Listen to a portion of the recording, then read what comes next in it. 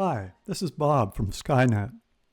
Today we're going to talk about some new features in the Cogent DataHub version 11 data browser. There are new information columns for range, units, and point origin.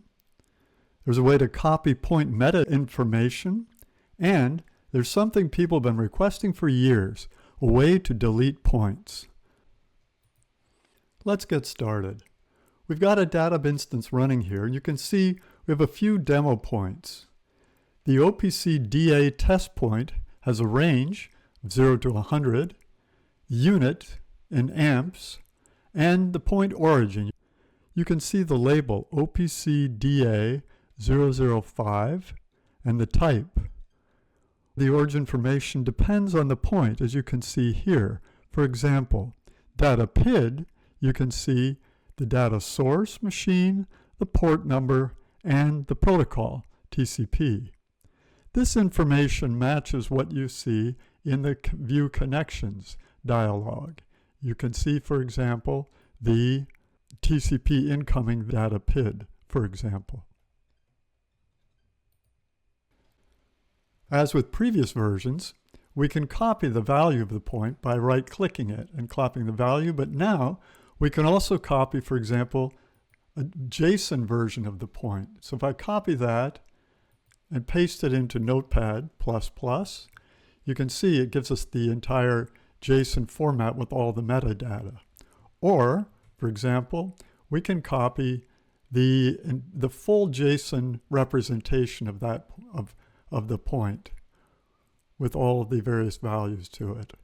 We can also copy series of points, the values for all of them, for example. So we can copy the full JSON representation of these, and you can see you get the data for all of them.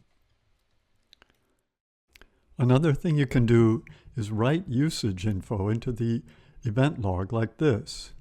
Choose Write Usage Info to the event log, and when you open the event log, the usage information will appear.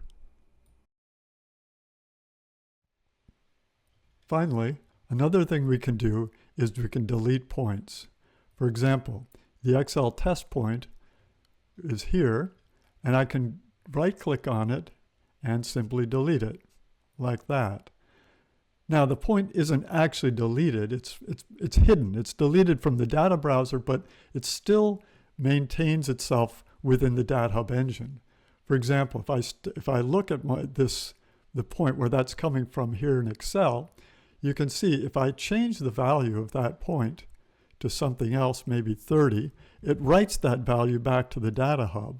And when it does so, it recreates the point. So it was there all the time in memory, but it just recreated it. If you really want to delete a point, you need to make sure that no connected client is accessing it for any reason.